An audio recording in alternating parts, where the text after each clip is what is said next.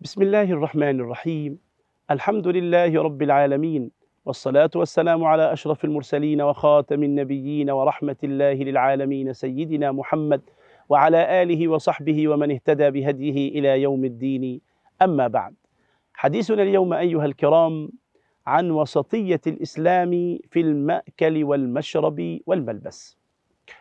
يدعو الإسلام كغالب دعوته إلى الوسطية أن يكون الإنسان وسطا معتدلا في مأكله وفي مشربه وفي ملبسه. لماذا؟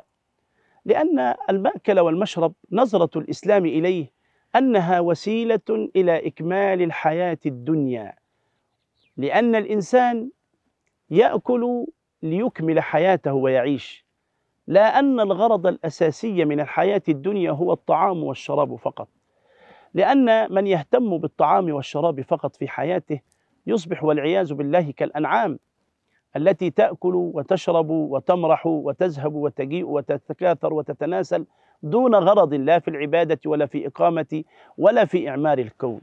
المطلوب من الإنسان هو خلافة الله في أرضه وإعمار الكون، ليس هذا مطلوبا من الحيوان ولا من الجماد ولا من النبات، هذه كلها مسخرة للإنسان. فإذا اهتم الإنسان بمعدته وما يدخل فيه وما يخرج منه، ما يدخل في جوفه وما يخرج منه، يعني هذا الإنسان يكون إنسانا خارجا عن نسق الحياة الدنيا، خارجا عن مهمة الله التي كلفه بها. ولذلك يقول النبي صلى الله عليه وسلم: ما ملأ ابن آدم وعاء شرا من بطنه، بحسب ابن آدم لقيمات يقمن صلبه، فإن كان لا محالة فثلث لطعامه وثلث لشرابه وثلث لنفسه. الإنسان الذي ينفق ماله في الطعام والشراب إنما أشبهه بحيوان ليس من همه إلا أن يطعم ويشرب. ولذلك ربنا سبحانه وتعالى يقول في سورة الإسراء: بسم الله الرحمن الرحيم: ولا تجعل يدك مغلولة إلى عنقك، يعني لا تكن بخيلا على نفسك، ولا تبسطها كل البسط فتقعد ملوما محسورا. هذه دعوة الإسلام إلى أن يكون الإنسان وسطا حتى في مأكله وفي مشربه. ولذلك أحد الصالحين سئل: أرأيت يا إمام الذي يأكل في اليوم أكلة؟ قال: ذاك أكل الصديقين. قال: الذي يأكل أكلتين؟ قال: ذاك أكل عامة المؤمنين، يعني يصوم يتسحر ويفطر. قال: فإذا أكل ثلاثا أو أربعا؟ قال: قل لأهله يبنوا له بعد ذلك معلفا، إنه يعيش ليأكل، إنه يعيش ليأكل. ولذلك الإنسان دعا إلى أن يكون هذا الطعام وسيلة لا غاية، ليست غاية الإنسان أن يعيش ليتنعم بمأكله ومشربه وملبسه. وليس معنى هذا أننا ندعو الإنسان إلى أن يكون مقترا على نفسه ولا أن يكون بخيلا على نفسه.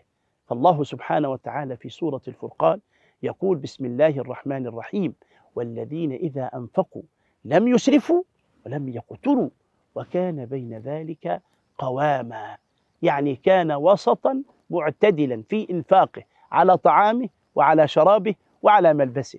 يأتي أحد الصحابة لكي نشرح هذا المعنى ويقول النبي صلى الله عليه وسلم حينما رأى النبي صلى الله عليه وسلم يدعو إلى أن يكون الإنسان معتدلا في طعامه وشرابه وملبسه، يقول: يا رسول الله، إني رجل أحب الجمال وقد أوتيت منه ما ترى، هو نظيف الهيئة والملبس ومهندم الثياب. يقول: يا رسول الله، إني رجل أحب الجمال وقد أوتيت منه ما ترى، حتى إنني ما أحب أن يفوتني أحد أو يفوقني أحد ولو بشراك نعله، أذلك يا رسول الله من الكبر؟ قال: لا.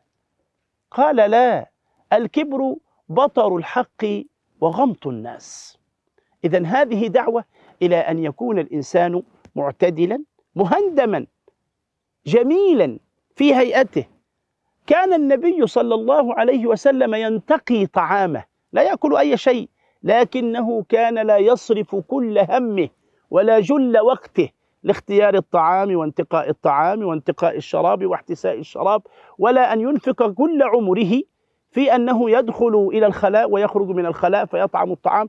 لو احتسب الإنسان الوقت الذي يقضيه أعزكم الله في الخلاء والذي يقضيه في الطعام وفي إعداد الطعام لكان ذلك يربو على ثلث عمره أو ربعه عند بعض الناس. هذا أولى أن ينفقه في طاعة الله سبحانه.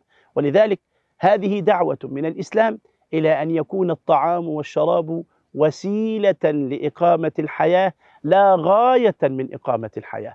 الغاية من الحياة هي عبادة الله سبحانه، كما قال في سورة الزاريات: بسم الله الرحمن الرحيم: وما خلقت الجن والإنس إلا ليعبدون ما أريد منهم من رزق وما أريد أن يطعمون إن الله هو الرزاق ذو القوة المتين. أقول قولي وأستغفر الله لي ولكم، وسلام الله عليكم ورحمته وبركاته.